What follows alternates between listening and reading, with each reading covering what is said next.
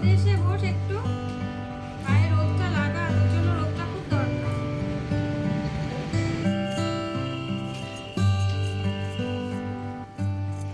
নমস্কার, সুপ্রভাত। সবাই কেমন আছেন? আশা করি সকলেই ভালো আছেন। দিন যাপনের আরও একটি নতুন ব্লগে আপনাদের সবাইকে স্বাগত। আজকের ভিডিওটা শুরু করলাম সকালবেলা 4টে পুঁটি মাছ কাটা নিয়ে। তো সংখ্যায় 4টের কথা বলছি না, পরিমাণে একটু কম, তো তাই বললাম 4টে পুঁটি মাছ কাটা। আর এই পুঁটি মাছ কাটতে বসলেই সেই বাংলা সিনেমার কথা মনে পড়ে। খুব জনপ্রিয় একটা ডায়লগ, যে তোমার মা তোমাকে পুঁটি মাছ কাটাও শেখাননি। তো ছোটবেলায় তো আমরা গ্রামেগঞ্জের দিকে আমাদের এদিকে দেখেছি, সব বাড়িতে তো আর টিভি ছিল না, ওই দু একটা বাড়িতে যাও ছিল, কিন্তু সাদা কালো টিভি। তখন পাড়ায় খুব ওই ভিডিও দেখার চল ছিল, একটা যে কোনো একটা বাড়িতে হয়তো ভিডিও, সন্ধ্যেবেলা ভিডিও আনা হতো। আর ওই সব বাংলা সিনেমাগুলো সব পাড়ার মেয়ে বউরা জটলা হয়ে আর কি দেখতো। তখন কিন্তু এই মুভিটার খুব মানে নামডাক হয়েছিল, খুব জনপ্রিয় হয়েছিল। সেই মুভিরই একটা ডায়লগ ছিল এরকমই। তো পুঁটি মাছ কাটা কেন, আমি কোনো মাছই অ্যাকচুয়ালি কাটতে পারতাম না, কিন্তু সময়ের সাথে সাথে সব মাছ কাটাই শিখে গেছি। সব মাছ বললে ভুল হবে, মানে যে মাছগুলো সাধারণত বাড়িতে সবসময় খাওয়া হয় আর কি, বাজার থেকে আনা হয়, মোটামুটি সেগুলো কাটতে শিখে গেছি। তো মেয়েরা মানে অভ্যাস না থাকলেও সময়ের সঙ্গে সঙ্গে পরিস্থিতি সবকিছুই কিন্তু শিখিয়ে দেয় আমাদের। চলুন, কথায় কথায় আমার মাছ কাটা হয়ে গেল, জায়গাটা একটুখানি পরিষ্কার করে নিয়ে তারপর ঢুকবো রান্নাঘরে। সকাল 10:30 মতো বাজে। মাছটা একটু পরে রান্না করব, কারণ আজকে সকালবেলা খাওয়া দাওয়া এখনো হয়নি। মেয়েদের আগে খেতে দিই, সব দেরি করে উঠলো, তো খাওয়া দাওয়া সেরে তারপরে মাছটা রান্না করব। সকালের মতো মোটামুটি হয়েই গেছে রান্না বান্না, শুধু মাছটা করলেই হয়। এই যে একটুখানি আলু আর বেগুন ভাতের ভেতরে সেদ্ধ দিয়েছিলাম, মাখা করে নিয়েছি। এদিকে করেছি আলু ফুলকপি আর সয়াবিন মটরশুঁটি দিয়ে একটা তরকারি। ওই যে মেয়েরা পুঁটি মাছ তো খাবে না, সয়াবিনটা হলে হয়ে যাবে। গতকালকে লাউ চিংড়ি। এইদিকে আছে পটল ভাজা, পটলগুলো শুকিয়ে যাচ্ছিল অনেক দিন, তাই ভাজা করে নিলাম। আর এদিকে ডিম সেদ্ধ। ব্যাস, ভাত হয়ে গেছে, এবার সবাইকে দিয়ে দেবো।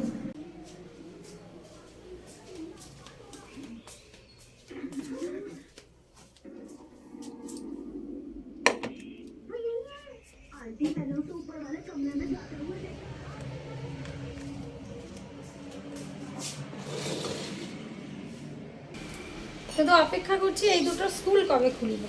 যতক্ষণ বাড়ি থাকছে না, দুটো মিলে কাই কাই কাই ঝগড়া ঝাঁটি, মানে চুলোচুলি হতে বাকি আছে। এই পাশের বাড়িতেও চেঁচামেচি, বাচ্চা কাচ্চা যে বাড়িতে আছে, মাছের হাট বসে আছে।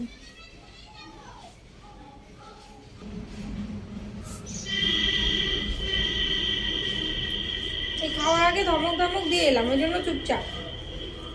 দাদাদের ঘরে টিভি চালিয়েছে, দুটোই কাই কাই শুরু করেছে রিমোট নিয়ে।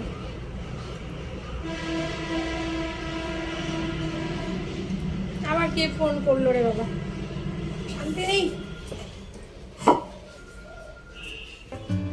আজকের পুঁটি মাছের তরকারিটা একটু অন্যভাবে রান্না করব। আমার বাপের বাড়িতে আমার কাকিমাকে দেখতাম ওই পাঁচমিশালি যে গুঁড়ো মাছ বলে যেগুলো, সেগুলোকে দেখতাম শীতকালে সমস্ত রকম সবজি দিয়ে একদম শুকনো শুকনো করে রান্না করতো। আর রান্নায় দিত কালো জিরে আর রসুন বাটা, ওইটাই হচ্ছে আসল মশলা, যা দারুণ খেতে হতো। তো আজকে আমিও ভাবছি সেইভাবে চেষ্টা করব। তো আমার মাছের পরিমাণ যেহেতু কম, আমি অল্প অল্প সবজি নিয়েছি, এর সঙ্গে সিম, তারপরে পেঁয়াজ কুলি, এগুলো দিলেও ভালো লাগে। তো আমি একটুখানি আলু, বেগুন, মূলো, ওই টমেটো, পেঁয়াজ কেটে নিয়েছি, আর লঙ্কাগুলো মানে কাঁচা লঙ্কা চিড়ে নিয়েছি। আর রান্নায় কিন্তু জল ব্যবহার করব না, শুকনো শুকনো হবে, ওই জন্য এই সবজিগুলো একটু সরু সরু করে কেটে নিয়েছি যাতে তাড়াতাড়ি সেদ্ধ হয়। আর এই যে এখানে নিয়েছি কয়েক টুকরো রসুন আর একটু কালো জিরে, এটাই হচ্ছে কিন্তু রান্নার আসল মশলা। এটা বেটে দিলেই এই পুঁটি মাছের তরকারিটা মানে দারুণ হবে খেতে, দুর্দান্ত বলা যায়। গরম ভাতের সঙ্গে খেতে দারুণ লাগে শীতকালের এই সময়। আর কড়াইতে তেলে একটুখানি কালো জিরে ফোড়ন দিলাম, বেশি দেবো না, তাহলে তেতো হয়ে যাবে। আর কুচনো পেঁয়াজগুলো দিয়ে একটু নেড়ে চেড়ে নরম হয়ে গেলে বাকি যে সবজিগুলো ছিল সব আমি একবারেই দিয়ে দিচ্ছি, কাঁচা লঙ্কাগুলোও দিয়ে দিলাম। এই সময় একটুখানি নুন দিয়ে তারপর ঢেকে চেপে রান্না করে নেব। সবজিগুলো যখন একটুখানি নরম হয়ে আসবে, একটু নেড়ে চেড়ে নিয়ে ওর সঙ্গে বাকি যে সমস্ত মশলা আছে, হলুদ গুঁড়ো, তারপর আদা জিরে বাটা, এগুলোও দিয়ে দেব। আর ঢেকে চেপে রান্না করতে করতে কিন্তু মানে সবজিগুলো অনেকটাই নরম হয়ে যাবে। দেখুন এই সময় কারেন্টটা আপ ডাউন করতে শুরু করেছে। তো যাই হোক, এলো।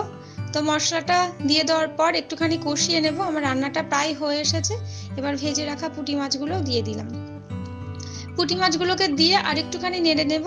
আর নামানোর ঠিক আগে, মানে তরকারিটা হয়ে যাওয়ার ঠিক আগে, এই যে রসুন আর কালো জিরে বাটাটা দিয়ে দেব।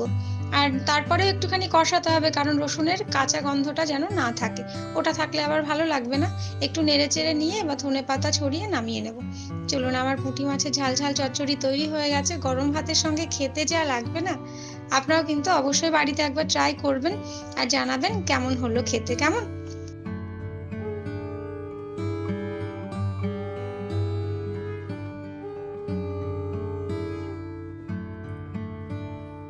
দুপুর 2টোর একটু বেশি বাজে। সবে স্নান টান সেরে পুজো দিয়ে এলাম। আজকে একটু দেরি হয়ে গেল। রান্নাবান্না সেরে একটুখানি ছাদে গিয়ে রোদে বসেছিলাম। আর উঠতে ইচ্ছা করছিল না রোদ থেকে। আর খাওয়া, ঘরের ভেতরে অন্ধকার, বাইরেই কথা বলি একটু। বিকেলে আবার গুড়িয়া, এ বাবা তোদের হয়েছে খাওয়া? বাবি গুড়িয়া খাওয়া হয়েছে? প্রসাদ নাও। মামন গুড়িয়াকে খেতে দিয়ে গেছিলাম, বেলা হয়ে যাচ্ছে, ওই জন্য ওদেরকে দিয়ে, মানে খেতে দিয়ে তারপরে গেছিলাম পুজো দিতে। অনেকক্ষণ ছাদে বসেছিলাম রোদে, আর উঠতেই ইচ্ছে করছিল না। আর একটা সময় হয় না, মনে হয় ধুর কাজকর্ম থাক করে একটু বসে থাকি, আর ইচ্ছে করে না। এই যে সব হলুদ, ভালো লাগছে এখন বেশ। আজকে বিকেলে আবার গুড়িয়া নাচের ক্লাস আছে, কিন্তু আজকে আর যাবো না ভাবছি, কারণ মামুনের শরীরটা আবার খারাপ করেছে।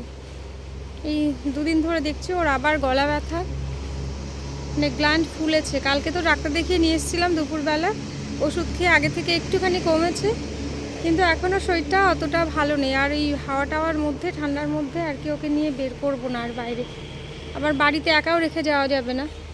ওই জন্য ভাবছি আজকে নাচের ক্লাসটা বন্ধ থাক, সামনের সপ্তাহে যদি ওর শরীরটা একটুখানি ঠিক হয়ে যায় তারপরে যাব। আয়, আমি বাইরে আছি বাবি, প্রসাদটা নিয়ে যা।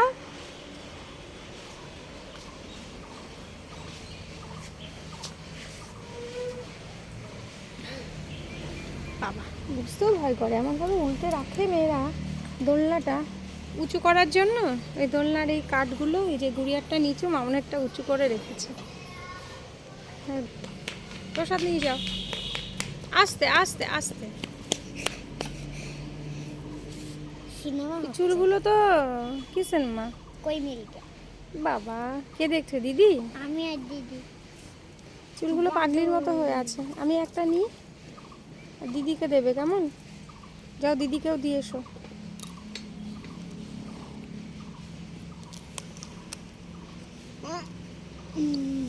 তুলসী পাতা খেতে হয় তো। খেতাম আমি আগে, এখন আর খাই না।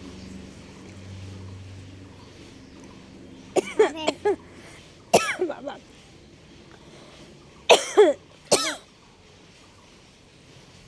তুমি খাও।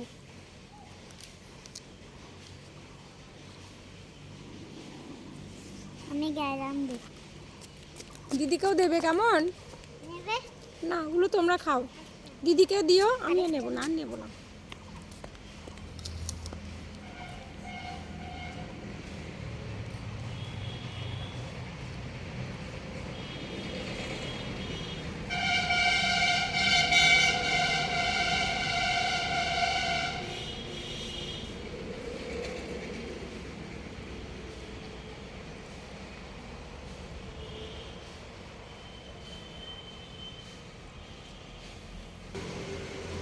কাঠকুড়োতে এসেছে। ওই বাগানে প্রচুর শুকনো পাতা, ডালপালা, তারপরে এই বাঁশের কঞ্চি পড়ে থাকে, তো ওরা এসে সব নিয়ে যায়। একদিকে ভালো, আর এদেরও কত কষ্ট জ্বালানি।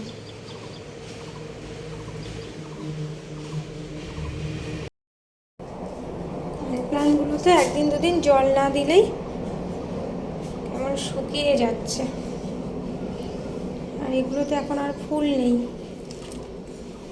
এই জায়গাটা যে কেন এরকম করেছে, বেশ খোলা থাকতো, রোদ লাগতো, এই যে পাতাগুলো শুকিয়ে শুকিয়ে গেছে, দেখে দেখে দেখে এক সময় সব ছাড়িয়ে দেব।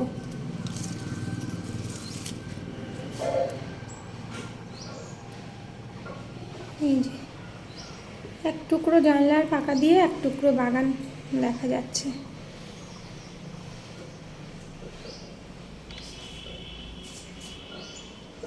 গুড মর্নিং, সুপ্রভাত। আজকে হলো পরের দিন, মানে শনিবার। সকালবেলা যাবো এখন রান্নাবান্নার দিকে। তারপরে আবার বলেছি বড়ি দেবো, আমি ডাল ভাতে ভিজিয়ে রেখেছি। আর কালকে দুপুরের পরে না আর মানে ভিডিওটা কন্টিনিউ করতে ইচ্ছে হলো না, ভালো লাগছিল না আর কথা টথা বলতে, তো ওই জন্য পরে আর করিনি। আজকে সকাল থেকে আবার শুরু করলাম। আর আজকেও রোদের সেরকম জোর নেই, কেমন কুয়াশা কুয়াশা মেঘলা মেঘলা হয়ে আছে। রোদ উঠেছে, এই যে কেমন ধোয়া ধোয়া মতো, সেরকম জোর নেই। তো ডালগুলো তো ভিজিয়ে রেখেছি, দেখি কাজকর্ম সেরে কখন দিতে পারি। চলুন যাব রান্নাঘরে। সকালবেলা গেছিলাম রাস্তায় সবজি বাজার করতে, তখন তো আর আপনাদের সঙ্গে নিয়ে যাইনি। এই যে আর অর্ধেকটা কোথায় গেল। আর বাড়িতে যে ইয়ে করেছি, কি বলে, বড়িটা দিলাম, বাড়ির ওই বড়ি দিয়ে ভাবছি আজকে রান্না করবো বাঁধাকপিটা, দেখি কেমন হলো। আর এই যে সেই আগের দিনের পাবদা মাছ বের করে রাখি, দেখি করে ফেলবো। আর 3-4 দিন ধরে ফ্রিজের মধ্যে রয়েছে।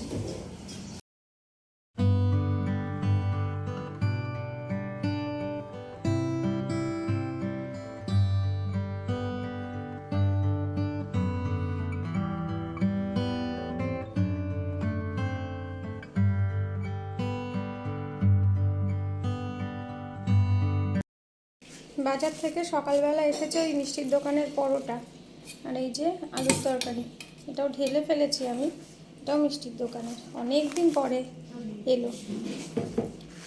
মামুনের বাবা ওদিকে ভাত খাচ্ছে, পরোটা খাবে না, আর আমরা খেয়ে নিই।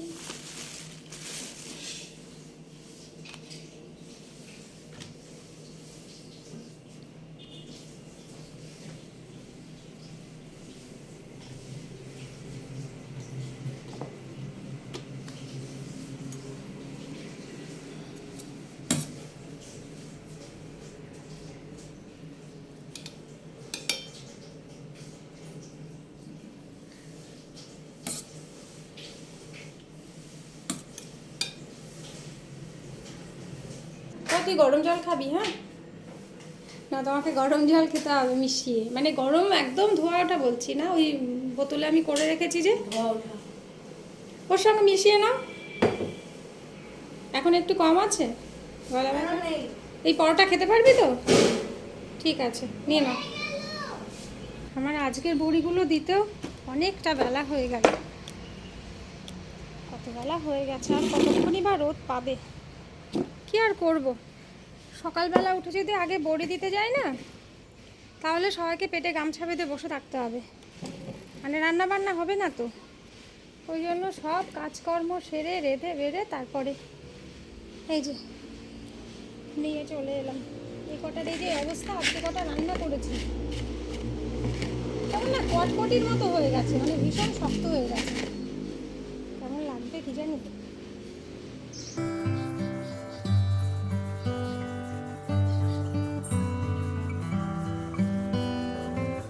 বড়িগুলো দেওয়া হয়ে গেছে, এই যে আবারও সেই মশারির মধ্যে রাখলাম আপাতত, না হলে না পায়রা ঠুকরে ঠুকরে নষ্ট করে দেবে। চলুন, এখনও রাজ্যের কাজকর্ম আমার পড়ে আছে, তবে সেগুলো আর আজকে আপনাদের সঙ্গে শেয়ার করব না, কারণ ভিডিওটা এবার শেষ করব। কেমন, আজকের মতো এখানেই রাখি, দেখা হবে খুব তাড়াতাড়ি নতুন একটা ব্লগে। সকলে ভালো থাকুন, সুস্থ থাকুন, সবসময় হাসি খুশি থাকুন। আজকের মতো টাটা।